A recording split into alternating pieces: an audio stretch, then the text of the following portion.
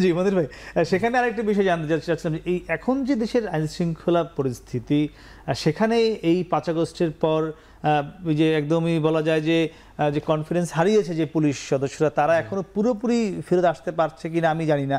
আমার কাছে মনে হয় এখনো তারা পুরোপুরি তাদের যে গতি, সেই কাজের গতিতে ফিরতে পারেনি। তো সেই আইন শৃঙ্খলা বাহিনী বা সেই পুলিশ সদস্যরা কি এত বড় একটি নির্বাচন মানে কোনো ধরনের হাঙ্গামা বা হতাহত ছাড়া ভালো একটি নির্বাচন উপহার দেওয়ার জন্য প্রস্তুত আছে? না, আমাদের ভালো কিছু আশা করতে তো অসুবিধা নাই, কিন্তু আপনার সঙ্গে একটা জায়গায় আমি একমত যে আমরা এই রাষ্ট্রের অপরাপর প্রতিষ্ঠানের মতোই পুলিশও তো একটা প্রতিষ্ঠান, বা আরও অন্যান্য আইন শৃঙ্খলা রক্ষাকারী প্রতিষ্ঠানগুলো এক প্রতিষ্ঠান।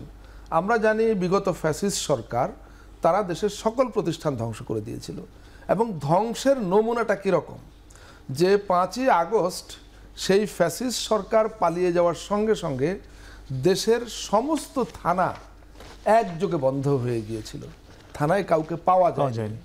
হ্যাঁ, বায়তুল মোকাররমের খতিব পালিয়ে গেছে, বাংলাদেশ ব্যাংকের গভর্নর পালিয়ে গেছে, এটা তো পৃথিবীতে বিরল ঘটনাগুলোর একটা।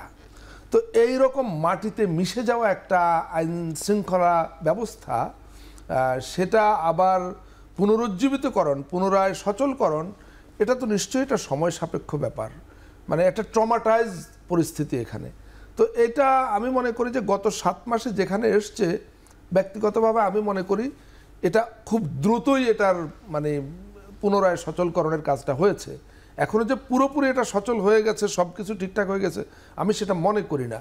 কিন্তু সরকারের আন্তরিকতা, সরকারের চেষ্টা, অনেকেই হয়তো মনে করছে কিছু ছোটোখাটো অপরাধ সংগঠিত হচ্ছে, এগুলো নিয়ন্ত্রণ হচ্ছে না কেন। আমরা মানে গত 2 বছর আগে শ্রীলঙ্কার কথা মনে করতে পারি, বা আরও অন্যান্য দেশে এ ধরনের গণ অভ্যুত্থানের পরে যখন সরকারের পতন হয়, পালিয়ে তো যায় না সব দেশে, বাংলাদেশে যেটা হয়েছে এটা ভয়াবহ ঘটনা ঘটেছে, সবাই পালিয়ে গেছে, তারপরে আইন শৃঙ্খলা পুরোপুরি ভেঙে পড়ে কিন্তু, এবং সেটা স্বাভাবিক পর্যায়ে আনতে অনেক সময় লাগে।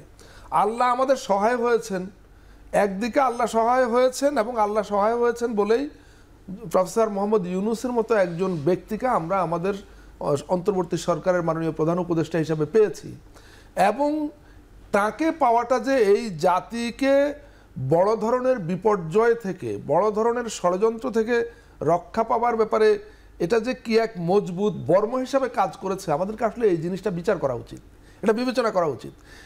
আমরা এখন যেটুকু বিপর্যয়ের মধ্যে আছি বা কাটিয়ে ওঠার চেষ্টা করছি, আমাদের সামনে এর চাইতে ভয়াবহ পরিস্থিতি হতে পারত আমাদের ক্ষেত্রে, বিশেষ করে এই 5ই আগস্টের অভ্যুত্থানের পর। কিন্তু এখানে প্রফেসর মোহাম্মদ ইউনূসের মতো একজন মানুষ যখন এই সরকারের প্রধান হয়েছেন, বহু ষড়যন্ত্র অটোমেটিক্যালি নিউট্রালাইজ হয়ে গেছে। সেটা কি আন্তর্জাতিক নাকি অভ্যন্তরীণ? দেশি বিদেশি বহু ষড়যন্ত্র নিষ্ক্রিয় হয়ে গেছে, কোনো কাজে লাগেনি, একমাত্র প্রফেসর মোহাম্মদ ইউনূসের ফেসের কারণে, তার বিশ্বজোড়া খ্যাতি এবং ব্যক্তিত্বের কারণে। কেউ চাইলেই প্রফেসর মোহাম্মদ ইউনূসকে জঙ্গি বানিয়ে দিতে পারে না, দুনিয়াবাসী এটা গ্রহণ করবে না। তিনি ছাড়া অন্য যে কেউ যদি এই দায়িত্বে আসতেন, সেটা অনেক বেশি সহজ ছিল যে প্রোপাগান্ডা চালিয়ে তাকে একটা কিছু তকমা দিয়ে দেওয়া। তো এটা আমি বিশ্বাস করি বাংলাদেশের বেশিরভাগ মানুষ বুঝে। প্রফেসর মোহাম্মদ ইউনূস তিনিও একজন মানুষ, তারও সীমাবদ্ধতা আছে, এই সরকারের অনেক সীমাবদ্ধতা আছে। এই সরকার হয়তো মানে মানুষের যে আকাঙ্ক্ষার সঙ্গে তাল মিলিয়ে সব কিছু হয়তো করতে পারছে না, কিন্তু আমি ব্যক্তিগতভাবে মনে করি যে গত 7 মাসে এই সরকার আইন শৃঙ্খলা পুনরুদ্ধার, অর্থনীতি পুনরুদ্ধার থেকে শুরু করে সামাজিক শৃঙ্খলা পুনরুদ্ধার, সকল ক্ষেত্রে যেই দক্ষতা এবং অত্যন্ত ঠান্ডা মাথায় এগুলো নিয়ন্ত্রণ করবার বা এগুলোকে একটা স্থিতিশীল পরিস্থিতি নিয়ে আসবার কাজে সফল হয়েছে, এটা অনেক বড় ঘটনা, এটা অনেক বড় ঘটনা। কিন্তু সেই তার যে সক্ষমতা বা তার যে ফেস আপনি বলছেন, সেটি কাজে লাগিয়ে পার্শ্ববর্তী দেশ ভারতের সাথে কি আমরা এখনো সম্পর্ক নরমালাইজ করতে পেরেছি? দেখুন, কোনো একটা দেশের সঙ্গে সম্পর্ক কোন লেভেলে গেল কি গেল না, এইটা কোনো একজন সরকার প্রধানকে পরিমাপ করবার বা তাকে বিচার করবার একমাত্র মাপকাঠি হতে পারে না। এ ব্যাপারে আমি আসলে কথা বলার জায়গায় নেই। এটা এখানে সরকারের সেনাপ্রধান বলেছেন যে রাজনৈতিক সরকার আসবার পরে বাংলাদেশের সঙ্গে তারা আগের মতো যে সুসম্পর্ক বা নরমাল সম্পর্ক সেটি হবে। দেখুন, এটা তাদের বক্তব্য, তারা দিয়েছে, বাংলাদেশে তাদের কাউন্টার পার্ট যারা, তারা এ ব্যাপারে কাউন্টার বক্তব্য দিবেন, এখানে আমার বলার কিছু নেই। না, কিন্তু আপনারা তো রাষ্ট্র না, রাষ্ট্র একজন ব্যক্তি রাষ্ট্র না, তাহলে তো শেখ হাসিনার কথাই ঠিক।